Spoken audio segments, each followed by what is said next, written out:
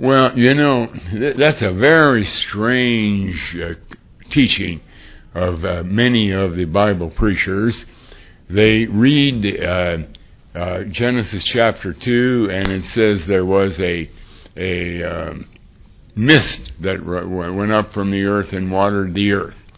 And they look in their English Bible, and they don't see the word rain until after the flood.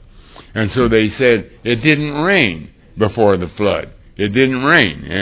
And then when it says the clouds, that the windows of heaven opened up and the water poured down, well, if you had as much water in the atmosphere that never came down as rain, that would cause the waters to rise above the highest mountains of that day, that earth before the 6,000 years before the flood would have been pitch black, because there's no light that could have shined through. If you have a real dark night, a real dark day, thick clouds, it's going to be a heavy downpour, it's kind of dark, well, maybe those clouds will hold enough water to get 10 inches of water. If you're going to have a cloud burst, what we used to call a cloud burst, on the water. But this water was going to rise up hundreds and hundreds of feet in the air in 40 days. And so that whole idea that mist meant there was no rain, I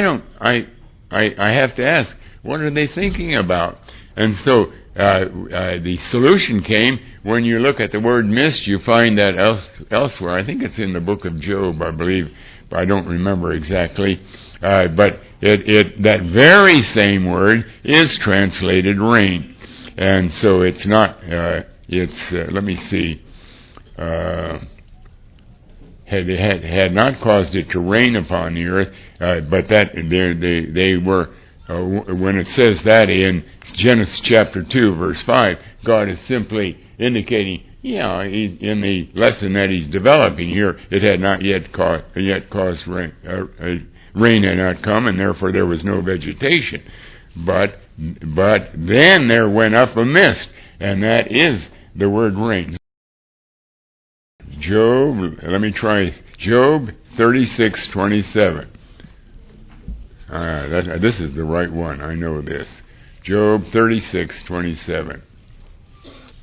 36, verse 27. We read, "For he maketh small the drops of water that pour down rain," same Hebrew word, pour down mist, according to the vapor thereof. Oh no, it's the word vapor. It's according to the vapor, the mist thereof. In other words, it has to do with rain altogether.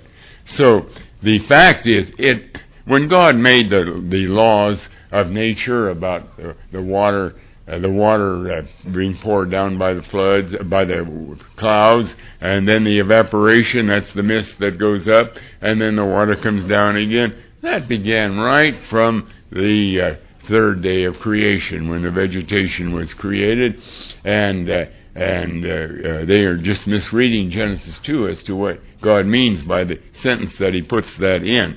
And so when before the flood, they lived just like we do, just exactly like we did. But that when God opened the clouds, or opened the windows of heaven, that's a different matter. That rain had to come from way out someplace.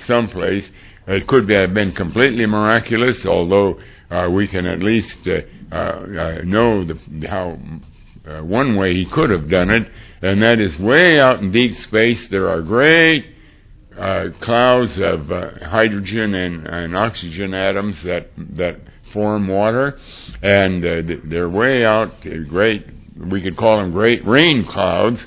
And if God brought the earth, or brought our solar system in the path of one of these deep space rain clouds, so that in the year 4990, in the second month, and the 17th day, it came right there, then you would have an enormous amount of new water coming down on this earth. And that's why I'm not surprised and scientists constantly are kind of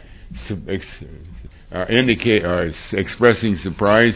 They find water on the planets, on the planets that are around us, and they're surprised at this, or the evidence of a great flood that is on it. Well, of course, if those planets went through a deep or on the moon, they find evidence that there could have been had heavy water upon it at one time, and that all would agree exactly with the fact that our solar system had to pass through this in order that for 40 days, it would take 40 days to pass through it. At the end of 40 days, it stopped raining.